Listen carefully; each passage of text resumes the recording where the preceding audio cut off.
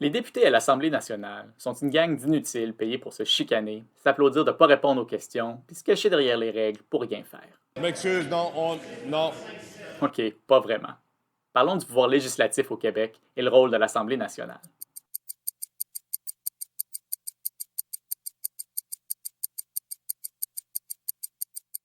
Dans notre dernière vidéo, on a parlé du pouvoir exécutif au Québec, c'est-à-dire de se charger de l'application des lois au Québec. Mais avant qu'un État puisse appliquer ses lois, il faut qu'il soit capable de s'en donner. Puis pour ça, il lui faut un pouvoir législatif, c'est-à-dire une institution chargée de faire les lois.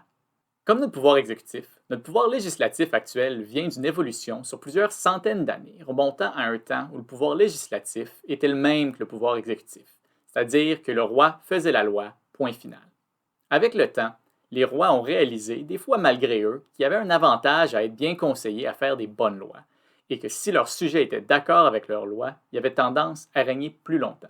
Les vestiges de ce concours du pouvoir législatif entre la couronne et le peuple se retrouvent encore aujourd'hui dans notre processus législatif, qui est un système dit parlementaire.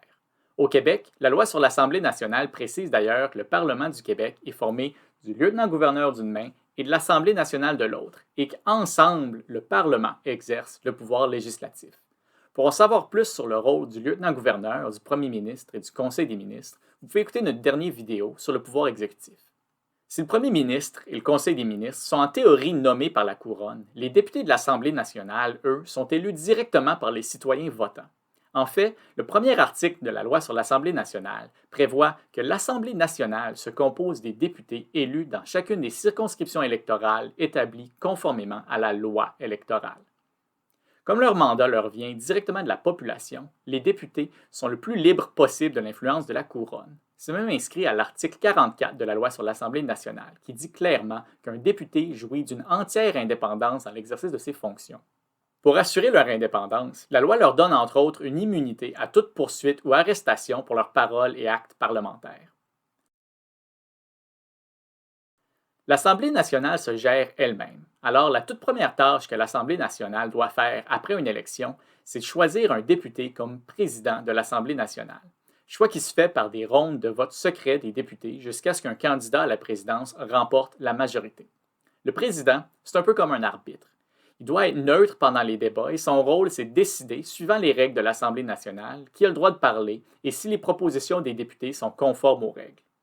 Par neutralité, le président vote normalement pas à l'Assemblée nationale, sauf en cas d'égalité des votes. Aussi, les députés sont normalement obligés de s'adresser au président quand il parle devant l'Assemblée nationale. L'idée, c'est que ça aide les débats à être un peu plus calmes si les députés ne se parlent pas directement. Bien qu'ils soient explicitement indépendants dans l'exercice de leurs fonctions, les députés peuvent décider de se regrouper selon leurs convictions et visions politiques en ce qu'on appelle des groupes parlementaires. Un groupe parlementaire, c'est pas exactement la même chose qu'un parti politique, mais en pratique, les députés forment presque toujours des groupes parlementaires selon leur parti politique. Quoique s'il n'y a pas assez de députés d'un certain parti politique à l'Assemblée nationale et si le parti n'a pas eu assez de votes en total aux élections, ça se peut que ce parti ne soit pas reconnu comme un groupe parlementaire. Ces députés seront donc officiellement des députés indépendants. Par convention constitutionnelle, le lieutenant-gouverneur nomme comme premier ministre le chef du plus grand des groupes parlementaires, et on appelle ce groupe le gouvernement. Les autres groupes sont les groupes d'opposition. Ensemble, ces groupes et députés sont chargés de proposer des lois et évaluer les lois proposées par le lieutenant-gouverneur, qui agit par l'entremise du premier ministre et du conseil des ministres, et qui est le seul à pouvoir proposer des lois qui engendrent des dépenses publiques. Il y a normalement 125 députés. Puis comme vous pouvez l'imaginer, essayer de réviser un texte complet d'une loi à 125, c'est pas bien efficace. C'est pour ça que les députés se divisent normalement dans des plus petits groupes de travail qu'on appelle des commissions parlementaires pour étudier les lois. C'est dans les commissions parlementaires que le gros du travail législatif de l'Assemblée nationale se fait. Parce que normalement, après avoir approuvé la présentation initiale d'un projet de loi, le projet de loi est tout de suite envoyé à la commission parlementaire appropriée, qui se charge d'en faire une étude plus approfondie. Normalement, tous les groupes parlementaires sont représentés dans une commission.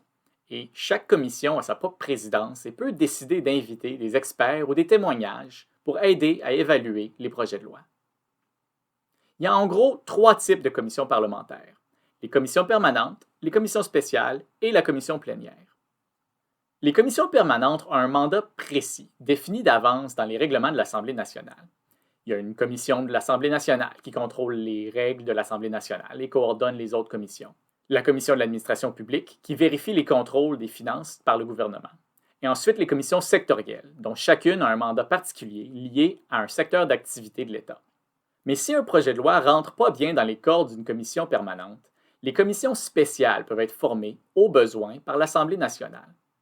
Finalement, il y a aussi la commission plénière, qui est formée de tous les députés de l'Assemblée nationale pour les situations où il faut qu'ils se penchent tous sur une question particulière. On reviendra sur le cheminement d'un projet de loi lui-même dans un prochain vidéo, mais une fois que l'Assemblée nationale vote pour adopter une loi, le gouvernement envoie le projet de loi au lieutenant-gouverneur, qui, en théorie, a le dernier mot, mais qui, par convention constitutionnelle, doit l'approuver, à moins qu'il croie qu'il y a eu un problème grave dans le processus. Quand tout va bien, son rôle est surtout symbolique. Évidemment, on fait juste un survol du travail de l'Assemblée nationale et des députés.